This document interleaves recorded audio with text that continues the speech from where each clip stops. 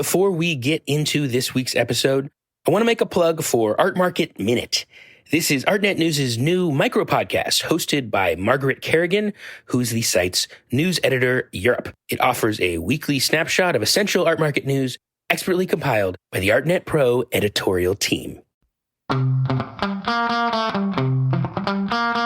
I don't want to say it's an unspoken rule within that community, but these people all know what they're then going to have to deal with if they participate in something that is not sanctioned by Bob Ross Inc.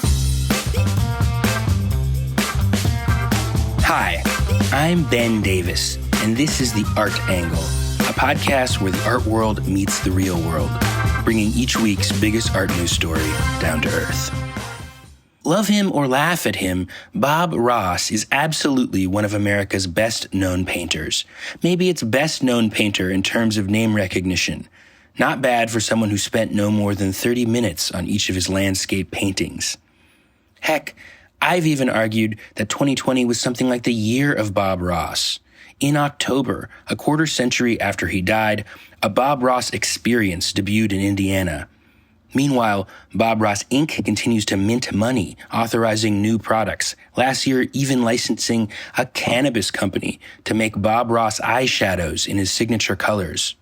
People around the world still pay to become official Bob Ross certified painting instructors, and most of all, the internet has let more people than ever discover old episodes of Bob Ross's PBS show, The Joy of Painting, which ran from 1983 to 1994. In an age of memes, social media, and anxiety, Bob Ross's big hair, calming on-camera demeanor, and affirmative art philosophy have made him an icon with deep and maybe even growing appeal. But there's another side to the Bob Ross story, one investigated in the just-released Netflix documentary Bob Ross, Happy Accidents, Betrayal, and Greed, produced by the actress Melissa McCarthy's production company. It describes Ross's rise to fame and connection with fans, but also tells the story of the battle behind the scenes for control of the Bob Ross empire. On one side are Annette and Walt Kowalski, Bob Ross's longtime business partners. Annette and Walt met Bob in 1982, let Bob and his family live with them, and helped manage his rise from popular painting instructor to PBS sensation. Today, the Kowalskis control Bob Ross Inc. and all things Bob Ross, and remain a shadow presence in the documentary, having refused access. On the other side is Steve Ross, Bob Ross's son, a painter himself, and a sometimes guest on The Joy of Painting, where his father sometimes spoke of Steve as his heir apparent. Today, Steve remains shut out of his father's empire. He accuses the Kowalskis of maneuvering to seize control of his father's name, even while Bob suffered from the lymphoma that ultimately took his life in 1995. Joshua Rofe, the director of Bob Ross, Happy Accidents, Betrayal, and Greed, is here to talk about trying to crack the riddle of Bob Ross's life and understand the bitter fight to control his legacy, both in terms of money and meaning. Well, Joshua, thanks for being on The Art Angle. Thank you for having me. So, I was delighted to see that you were doing this film. I've written about Bob Ross. I've actually argued that we're in something of a Bob Ross renaissance. That is, it's not just that he's still popular, but I think that he's more popular than ever for a variety of reasons. The internet and just the fact that he's speaking on a wavelength that people are picking up right now. So I guess I just thought I'd start by asking you, how did you come to this project? What got you interested in Bob Ross? So I didn't grow up watching Bob. I had just missed him. I was a little bit too young. But I definitely became aware of him in the last handful of years when he sort of exploded by way of social media and memes and all of that. And so then I went back and I started watching him. And I think like everybody else, I found him so calming. No matter what was going on in my life, when I put on an episode of his show, I felt better. I wasn't thinking about anything. I wasn't worried about anything. I found him incredibly likable, regardless of how jaded I could be. He sort of transcended whatever I thought I was or wasn't into. And so a couple of years ago, I had just given very sort of initial top-line thoughts to maybe making a documentary that explored the relationships that various artists had with the era that they lived in and the sort of peak of their artistic powers. And Bob Ross was a name on that list. So that was just sort of in the back of my mind. And I had just begun to do maybe a tiny bit of due diligence on that, but not that much. I have a producing partner, his name's Steven Berger, and we had a meeting with Ben Falcone and Melissa McCarthy's executive at their production company. Her name's Divya D'Souza. You know, you get set up and sort of sent by your reps on these general meetings where you're going to go and you're going to meet people, and maybe you'll vibe creatively, maybe something will come up that you want to work on. But the truth is usually not. This particular meeting, we really hit it off with Divya, and she mentioned how much Ben and Melissa loved Bob Ross and that they had been thinking maybe they'd make a scripted film about him. But when they went to do the sort of cursory searches online for just any info, the information available was so limited. Certainly not enough to then start writing a screenplay from a place that was well-informed. And so when she said that, I just right away said, well, maybe we should make the doc and we can find out whatever there is to find out. Again, very general though, right? We're not even to the happy accidents part yet, let alone to the betrayal and greed. Yeah, exactly. So then a few weeks later, we sat down with Ben and Melissa, and it's one of my favorite meetings I've ever had because there was nothing showbizy about it. It was just, for however long that meeting lasted, all we did was talk about Bob Ross and sort of how much we appreciated him and why we appreciated him.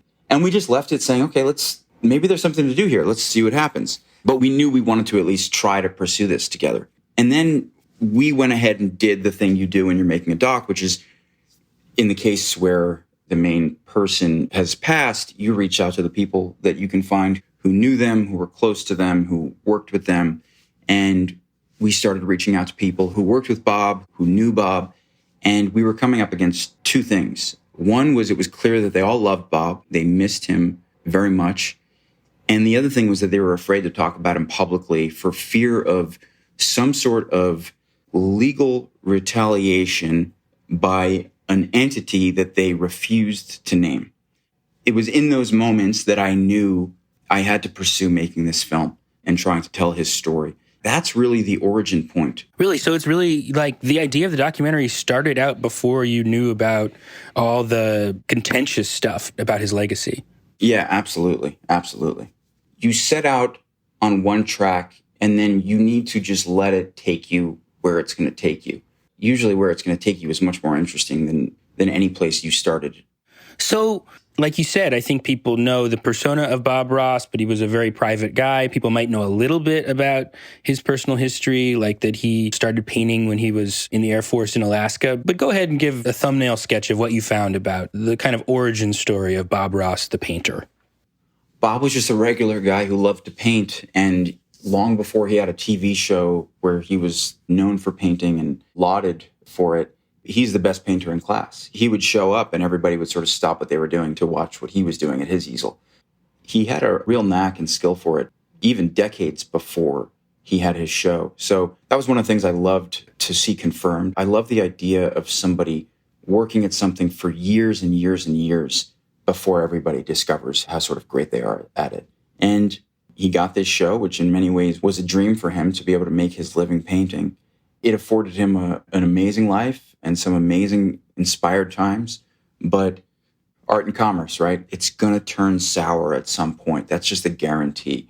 Any successful artist in any field can tell you stories of their own experience with that. And not everyone ends up in a legal battle, but you as an artist will have a pit in your stomach at some point once you really start making a living doing this thing that you would literally pay to do. That was true of Bob's situation as well. Well, and that sort of gets to the crux or the heart of this story, which is sort of about Bob Ross's relationship with Annette and Walt Kowalski and their part in his rise to fame, which was almost like, if I understand it in relationship to what you just said, that he kind of put the commercial side of what he was doing into their lap. Is that right? Yeah, as I understand it from the people that we interviewed who knew him and were close to him, that's correct. Who were they? Who are Annette and Walt Kowalski, and what are their role in his story? They were a couple who he had previously actually worked at the CIA. When they met Bob, actually, they were coming off of a really horrible tragedy. Their son died, and Annette couldn't pull herself off the couch, as you can imagine. Any parent would be rendered devastated in a way that's unspeakable. But what she did see when she was just sort of comatose on the couch for months on end was Bill Alexander, this man who was painting on TV. He's another TV painter, someone that Bob Ross learned from. Exactly. And so she thought, oh, maybe I can take a class from him. When Walt called, they said, well, he's not teaching anymore, but there's a protege of his named Bob Ross, and you can take a class from him. And Bob's classes, they last a couple days, 2-3 days. And so she went and took this class and had a transcendent experience. The legend goes that she was relieved of her grief in a way that she hadn't been previously. And the Kowalskis went to Bob afterwards and said, you're amazing. You got to keep doing this. I think Annette's exact words actually in the piece of archival footage in the film are, I think we ought to bottle it and sell it. That was music to Bob's ears. These were basically the first two people who really believed in him from a business standpoint, who were willing to put up money and bet on him. And then they entered into this partnership, which went really, really well for quite a few years. It didn't go sideways until very late in the relationship. That's the sort of starting point for Walt and Annette and Bob's life. Yeah, and they refused to be interviewed for this documentary. Is that correct? Yes, that's correct. And so really the opposite pole to them, the person who the story is sort of told most in relationship to, is Steve Ross, who's Bob Ross's son and a presence on the show. And it's really his story of being shut out of his father's legacy that's kind of the center of the film. How did you come across Steve, and what's his story? Steve was one of the people we reached out to early, but he was hard to get a hold of initially. But once we got a hold of him, we just had a bunch of conversations. And we talked and we talked and we talked. And eventually, I think he felt comfortable enough with us to just say, yeah, I trust you to do this. I'm willing to sit down on camera. Although he was definitely nervous. What a strange thing it must be to have somebody come out of nowhere and ask to make a film about basically the most painful thing in your life. When I think of this film, more than anything, I think of the father-son story and that dynamic. I think of Steve, who is, of course, a grown adult now, but I think of him as this 20-something-year-old kid who lost his father to cancer. Yeah, for people who don't know, who are listening, Bob Ross died pretty young. He was only 52. He died from lymphoma in 1995. The wound from that is still so raw. And so beyond the legal back and forth from the both sides, beyond all of that, I really think of this as a film that is about a son just trying to make peace with the loss of his father, in addition to the fight over his legacy. And so maybe let's go into that fight or the legacy, which, like you said, dates from relatively late in the story, 1992 or so. But as Steve tells it, Bob Ross's wife dies, and they had, according to Steve, he says, in the beginning, there was a voting system set up. When Jane died, he lost a vote. Suddenly, Bob's opinion didn't matter anymore. It was more or less, you are going to do what we want you to do, speaking of the Kowalskis. And the idea being that they sort of, towards the end of his life, made a move to control Bob Ross's image. And Steve, by his account, which is a motivated account, but it's what he says in the film, is he has stories of hearing his dad say, you know, they're trying to steal my name on my deathbed. Yeah, I mean, there's documentation that exists that are highlighted in the film that make it clear that Bob, he wanted his son to be the benefactor, along with his half-brother, of the rights to his name and likeness. He wanted to leave it to them. Without going into all of the minutiae, legally, I want to make it clear that the Kowalskis absolutely, from a legal standpoint, are the rightful owners of Bob's rights to his image and likeness and all of that.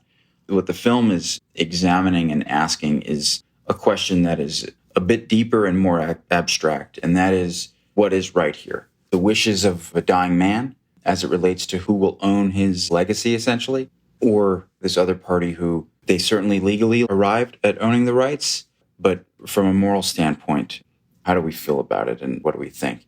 That's where things get messy emotionally. And I think that that is part of what makes the story so compelling, is because when that is mixed into the tragedy of losing his father in such an abrupt way due to cancer, Steve Ross is left with a lot to contend with.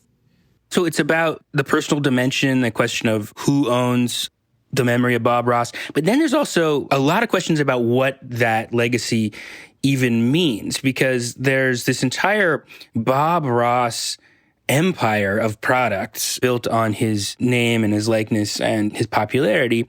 And you mentioned before that the Kowalskis said, whatever you've got, I want to bottle it and sell it. And that's certainly what they've done as the people who control Bob Ross Inc. So how much did Bob Ross himself have to do with the kind of like Bob Ross merch empire? It remains murky. The sort of level that the merchandising has risen to in the last few years has nothing to do with Bob. I mean, we're talking about there's Bob Ross paints, but there's also a Bob Ross Monopoly game and a Bob Ross Magic the Gathering set that was released last year. So it's not just a small thing, it's a growing part of what he means. Bob Ross energy drinks. I mean, everything you can think of. The question remains, is that what Bob would have wanted? Obviously, that's an unanswerable question. The people closest to him don't seem to think so. There's no evidence that we have seen that points to him definitively wanting what is being done, despite claims that have been made to the contrary. But ultimately, I think this story is about so much more than that. That's just one small component. I mean, do you, while on your deathbed, want to be engaged in battles with your business partners? How would any of us feel if a loved one of ours was experiencing that? I mean, we'd be horrified. And so that's the bigger piece to me. And then ultimately, all of this darkness is transcended by something very specific, and that is the magic of Bob. The products aside, he endures not because his face has become a chia pet. He endures because when you watch a clip of him from his show, he just has this unexplainable ability to transcend everything and just make you feel good, make you feel better, make you feel calm. Yeah, I mean, I should say that for people who are worried about this, that it's called Bob Ross, Happy Accidents, Betrayal, and Greed, but, you know, it doesn't lift the lid on Bob Ross. I mean, it seems to me, and I think people say things to this effect in the film, that he more or less was the person that you think he was. He seems to have been a genuinely nice person whose main concern was spreading the gospel of finding happiness through painting, the joy of painting. Yeah, absolutely. And at the same time, he's more than what you saw in 30 Minutes on the show, and he's more than what you see in a meme. Bob was a good person. He was a flawed person like everybody else. But talking to people who knew him, I mean, they loved him. One of the things that everybody expressed was he had such a deep desire to connect with people, and he cared about people. Even when he got really famous, he didn't want to just show up at the event or the whatever it was and make the appearance and get out of there. He really wanted to take time with people. Not everybody's like that. We go into a few things in the film for sure that make it clear that we're not trying to portray him as, you know, some sort of perfect god of an icon, but he cared about people and he wanted to connect. I think that that's probably what shines through more than anything when you're watching his show.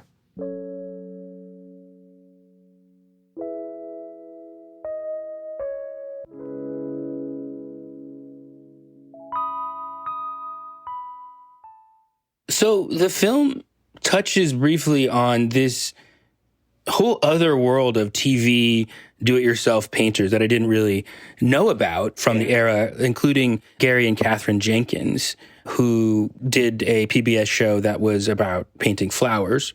And another thing that comes up in the film about the transition of Bob Ross's legacy in the later part of its existence into a kind of a more cutthroat proposition, how they believe that the Kowalskis sort of consciously tried to take over their kind of niche in flower painting during the time when it was clear that Bob Ross was not going to be around forever in the mid-90s.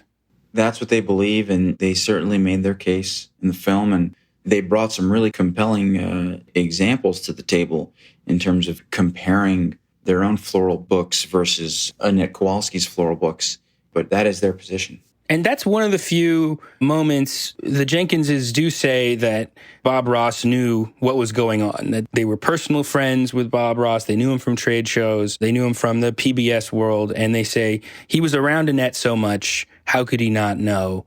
Because this is, to be clear, Annette Kowalski on the Bob Ross show creating something called The Joy of Painting Flowers in an effort to kind of pass the torch of a Bob Ross painting.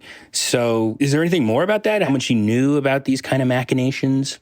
We don't know, and we'll never know, but it was important to us as the filmmakers to include that because it was important to the Jenkins. And it just sort of goes back to what I said about we're in no way trying to paint him as, some perfect, flawless man, but I think the decency certainly outweighed anything that you felt could be questionable. Even the Jenkins go on to say, but what could he even have done about it? Yeah, I mean, which is remarkable because they lost sponsors and they basically kind of were crowded out of the painting niche that they had worked in. They still clearly have tremendous affection for Bob all these years later. Part of this puzzle is the whole Bob Ross instructor world, the whole world of the Bob Ross painting school, which has grown up around his name, which the Bob Ross Inc. controls. And what's sort of fascinating about it is that the Bob Ross method is all about being non-judgmental, kind of feeling better, welcoming happy thoughts into your head. And then with the kind of corporatization of the kind of legacy, it does sound like there's this tight control on what you can do as a Bob Ross instructor. You put up a text on the screen that says, I believe this is from a student, says, I lived under communist rule for 5 years in Vietnam, 3 years of which I spent in prison. The way BRI, that's Bob Ross Inc., ran the class reminds me of life under the communist regime. Everyone was encouraged to suspect everyone else, which is maybe overstatement, but tell me a little bit about what you found about the instruction. Isn't that wild? When I saw that copy of that email, it blew my mind. And yeah, I mean, you make a fair point. Maybe somebody's overreacting, but still, you got to feel pretty strongly to even be driven to an overreaction. The kernel of that is that you can't promote any other artist. That's part of a contract you sign, and you can only use official Bob Ross Inc. products. They run a tight ship compared to other painting classes that I've looked into. Obviously, it's their right to do so, but it's a really tightly run factory. And there's a lot of people who became really disillusioned by that and were uncomfortable with that because it just didn't seem to be in line with the free-flowing bit of joy that Bob stood for and promoted. You're not there as part of some military operation. You're there to paint. You're there to create. And yet here are all these very stringent corporate guidelines that, made a lot of people feel uncomfortable. Another thread in the story that I don't know what to make of, actually, is this brief clip with Bert Effing, who's the former managing director of Bob Ross Inc. in Europe. And he talks about how during his time working with Bob Ross Inc., he saw a guy in a warehouse signing Bob Ross paintings. This is after Bob Ross's passing. So I don't actually know what to make of that. What's being implied there? Do you have any sense? I think it's very obvious what's being implied. He's suggesting that people are forging Bob's signature. Where those paintings are then going, nobody knows. Right. That was what was mystifying about me. Is there like a big Bob Ross art market that I don't know about? If there is, I'm unaware. I mean, we all know that the majority of the paintings are sitting in a warehouse in Virginia at the headquarters for Bob Ross Inc. Bert saw it and was befuddled by it and found it to be pretty disturbing. Where it goes from there, I'm not sure. Yeah, right. It's a suggestion that there's this whole other world going on, which is why it is a little, like you said at the beginning, when you started researching this, there was this dark force or there was this story that you couldn't quite get at, and you've uncovered a lot of that story, but it still does feel like there's a lot of stuff out there that can't be known. One of the points you make early in the film is just how many people couldn't or didn't want to talk to you. Yeah, more than a dozen. A lot of them would drop out even the night before we were scheduled to film. Yeah, one of our first trips, 5 people dropped out a night and 2 nights before their scheduled interviews. I mean, when something like that happens, when you're making a doc, there's a part of you that wonders if you're even going to be able to make it. But then what I quickly came around to and realized was that actually this is why we're telling this story. This is the very reason to tell this story. That's the thing that sort of sparked for me originally, which was people were afraid to talk. And the question is why? And so if there are only a handful of people who are willing to tell you why, that's, in my opinion, even more powerful than 50 people being willing to line up. And why? Why are they? Is fear of litigation, essentially, from Bob Ross Inc.? That's correct. That's correct. Is there documented litigation where they've sued people for talking? Or I don't want to get myself into any sort of territory that I would be advised not to step into. But there are other cases that we're aware of that we saw all of the court transcripts for where other people were involved in cases with Bob Ross Inc. And I don't want to say it's an unspoken rule within that community, but these people all know what they're then going to have to deal with if they participate in something that is not sanctioned by Bob Ross Inc. And there is quite a bit of money on the other side. I mean, from your investigations, do you have any sense of the size of Bob Ross Inc.? That's a big company that makes millions of dollars every year. So you did hear at the end of this process, apparently after you wrapped the movie, you did hear from the Kowalskis rebutting or responding to what they understood your point to be. What did they say? They denied the allegations that were made in the film. That didn't come as a surprise. I wish they would have sat down and done an interview with us. We asked multiple times. You said Walt Kowalski was a CIA agent and recorded all his business calls. And apparently, I guess it's a detail we'll never know more about, that Bob Ross learned that skill and was recording his own business calls. And in this lawsuit, there's a reference to how prior to the death of Robert N. Ross, certain tape recordings were made of conversations between Robert N. Ross and other persons regarding business matters of Bob Ross Inc. They were obtained in a lawsuit and I guess probably destroyed. So the idea is that there was data that was collected about the transfer of the Bob Ross empire, but that, I guess, remains a black hole. Yeah, he was recording his calls at the end of his life, which allegedly were these sort of knockdown, drag-out arguments over the business with the Kowalskis. And those tapes, they were referenced in documents from a particular lawsuit, and those tapes needed to be turned over to Bob Ross Inc. And the assumption is that his third wife was in possession of those. And whether they exist or not, I doubt they do. If they do, then Bob Ross Inc. would be in possession of those. But one would have to assume that they're long gone. Yeah, so somewhere there's the secret Bob Ross tapes that he put together, but the world will never know. Believe me, when we heard about those, we certainly tried to find them, but I think it's as simple as they don't exist anymore, and they haven't for decades. I mean, the fact that he was recording his own calls, that does suggest a certain climate of paranoia that's out of step with the comforting and familiar Bob Ross that people know. Absolutely. And I think one of the interesting things in the film is when you see certain clips of him on his show where you know that he was in the middle of turmoil in terms of his relationship with the Kowalskis having soured. And you can see that he's upset on his show because you have the context for where he was in his life at that point. You know what was going on. If you didn't have that context, you would have no idea that, oh my God, he's angry now. But then you have this information and you can see that he's sort of relishing the opportunity to just say his piece, even if it's in code. Obviously send a message to whoever he's trying to send it to, because everybody he's making the show with, they're all going to see them if they're not in the studio when he's even painting and filming. That was fascinating to just watch these episodes from later in the series and just see how pissed off he was in certain moments. But you only know that because you know what was going on at the time. So where is Steve Ross now? He's sort of the central figure in this documentary and obviously has no business connection to his father's empire, even though his father stated many times on the show that he considered his son his protege and wanted him to, in some capacity, be part of his legacy. Where's Steve Ross now? Steve is back out teaching painting. He didn't for years. He really fell into a deep depression after his father's death that lasted for a long time.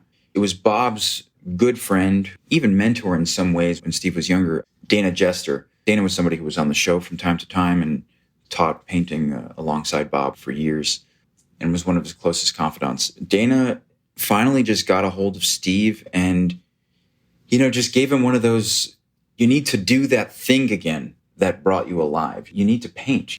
You got to get back out there. And he slowly but surely started to paint again.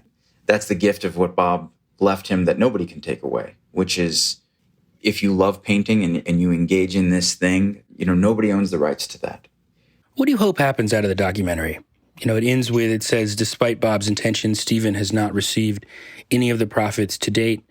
What do you hope happens? My hope is really that I just hope people feel a deeper connection to Bob than they previously did, that they understand his life and his pain and his joy in a way that is so much deeper than what you saw on the show or what you'll see in a meme. I hope that people just feel a much deeper emotional connection to him moving forward. Yeah, I was going to ask you about that because, his general niceness is such a balm to people. And this idea that the painting is your happy place. Like, here's a place where you're completely in charge. And I think that's clearly why people are actually increasingly drawn to the joy of painting, is this sense of how soothing it is. Is there any part of you that worries that a documentary that adds betrayal and greed to his legacy is sort of harshing people's buzz?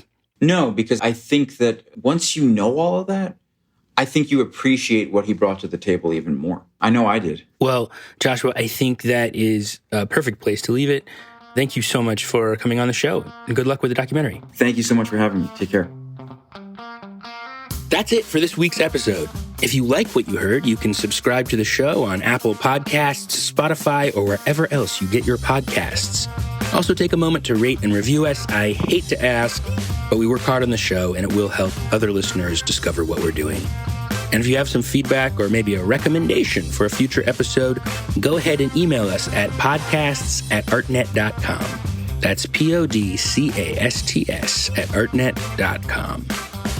The Art Angle is produced by Sonia Manalili, Tim Schneider, and Caroline Goldstein.